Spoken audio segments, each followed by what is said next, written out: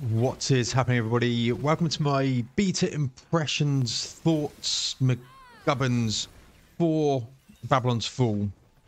And yeah, there's a lot of things to like. There's a lot of things to dislike about the beta, and I just want to take this moment just to go through both of them and ultimately give you my opinions on whether for me the game sits in my preferences. And again, this is all just my thoughts. Your opinions are your own, and you can agree and disagree about what I'm about to say, because you know that's life, and we wouldn't be human beings, we'd be robots if we didn't have our opinions. So I want to sort of cut through some of the things that I was disappointed about this beta. Now, I didn't know too much going into the beta about what the game was. You know, you've seen some trailers and whatnot, but I knew it was sort of a multiplayer sort of hack and slashy type game. If I look back on it, akin to something like the Strangers of Paradise Final Fantasy sort of trial that we had previously. And there's background footage going through of just a couple of my sort of explorationary meetings or events. I'm sick, so apologies at the moment. You can probably hear it in my throat as well, and if I cough, again, apologies for that. But yeah, it's a strange sort of Paradise multiplayer come Dauntless. I was getting Dauntless vibes from this. You're in a lobby, you know, you're in an overworld. You have a vendor, which is pretty poor in this, all 4 tier stuff. You have a power level akin to a Destiny, Outriders, that, you know, sort of threshold. And I think Stranger of Paradise did the same thing.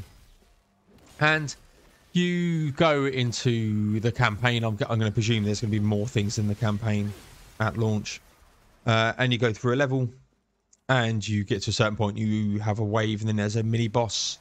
You go through, pick up some chests and more resources, get to another location, and you know there's another mini boss, so on and so forth, through to you get to a final boss type environment. You get your Spores of War at the end, you get a power increase, you get some more weapons, and the cycle continues.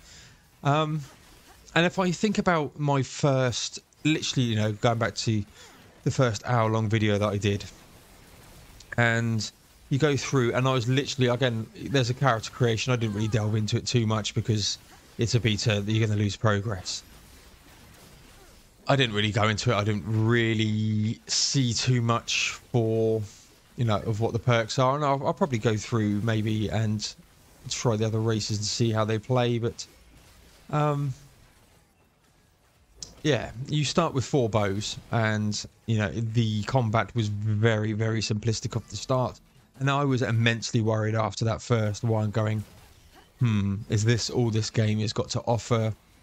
This is a beta. This is, you know, it's a closed beta, so you know you have to apply for a code, and not everyone's got a code. But I was, you know, thankful enough to Square that they gave me a code, and I need a little sip of water because my throat's going a bit croaky. But after that first one, it's like, okay. Then I got some more weapons, and then, you know, and got a few more gear.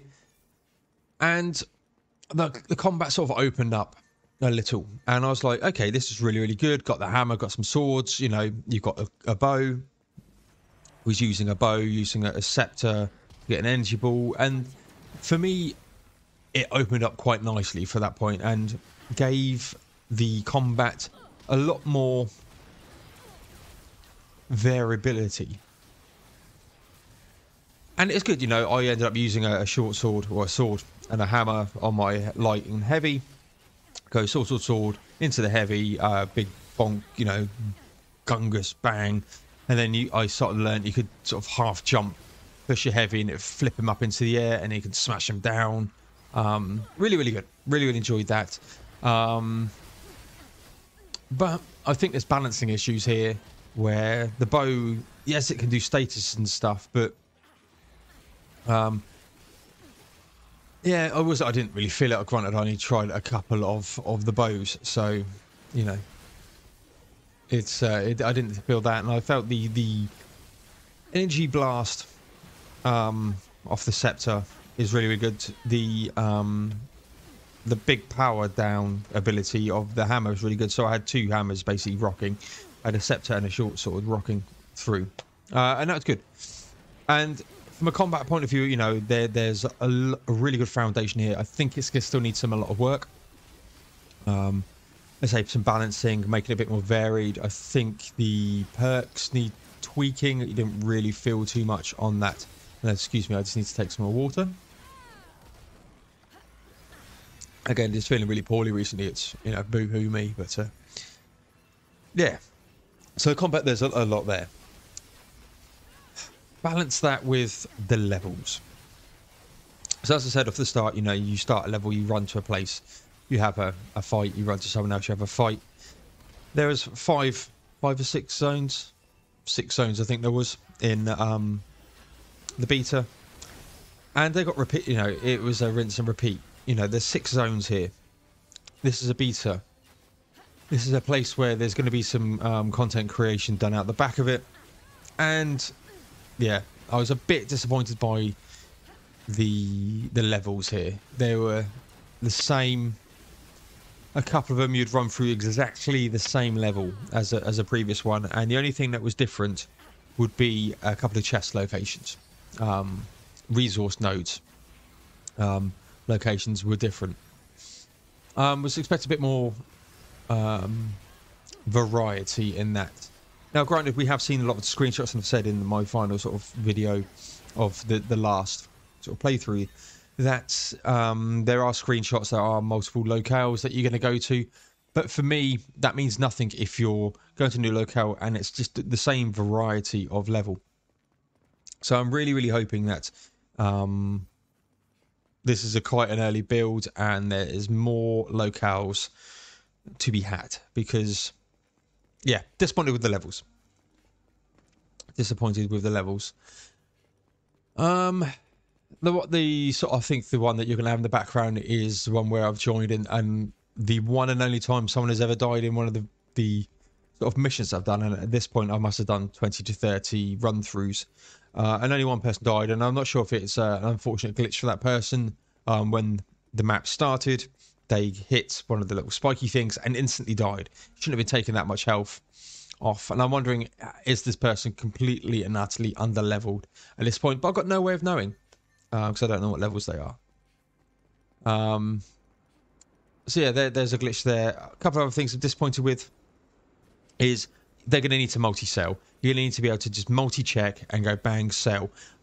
If you're at the vendor, or you just, you know, and you want to sell, or you want to dismantle, selling once you've got at the end of a level is really easy. You can mark and then sell. I want that ability to be able to dismantle or sell outside of that, and there wasn't. It was bonkers. So they're going to need to do that. I also want, and again, maybe it's a limitation of what they've got at the moment, is you get a new weapon and there's ability on there that you've never seen before, and you want to see what that ability is. You can't see it from the description of the weapon. I could only see it that you had to literally equip it, go into all of the sort of where you see all of the abilities you got, and find this ability that you haven't seen and read it. Pain in the arse, you know, the quality of life things that, you know, at this day and age, this is Platinum Games. They've done Neir Automata. You know, they've done some, you know, big games. This is Square Enix. This is the, you know, they're doing Final Fantasies. You know, they should know better at this stage to not have this stuff. And I'm hoping it is just early build that comes with time, but I need to be able to see what ability I'm looking to equip on my equipment, and it's just not there, and that's grating me. It sit here, that's, you know, one of the biggest flaws. You know, trying for, you know, trying to find I had a couple of runs where I could just literally not die. I had so much health regain going on, you know, regaining on hit, I could not die, and I was just trying to find out what that ability was called. Couldn't find it. So a lot of explanation needs there. There's no tutorial for this beta, by the way. So you're going in and going, okay, there's some hints and tips on the load screens, But yeah, you know, they need to do better on that sense. But yeah, bosses. Bosses are good. They're varied. There's one dude who I think is probably the one that I would choose to showcase. Is he roars at you and he stuns you, then he can combo you with his abilities and stuff. It you know, the Ingigi Warlord, I think it's his name is, and again it'd probably be in the background of this footage. So they're really good. You know, there is a really good foundation here for a really good game. I love the art style. It's like a painted brush behind the scenes. I like the enemies. You know, there's not enough enemy types, but you know, there's the one locale for that. The combat was really fluid. You know, when you did your big hammer pummel down, you had some times there where you couldn't get back up and recover. You were committed to that animation. It was really, really good. For me, it's the UI is a bit lackluster. Abilities are, being able to view them. They need to improve on that, and they need to improve on just the levels in general, giving you a bit more variety of levels. Behind that, there is a really solid game, I think, in the making here. From what I've played, is it worth 70 quid, $70, whatever, a AAA title is? No, it's not. To me, this feels more like a Kena Bridge of Spirits type price point at that £35. But let me know what you feel. Like, comment, subscribe, all that good stuff. It really does help me out. There'll be some more coming your way shortly.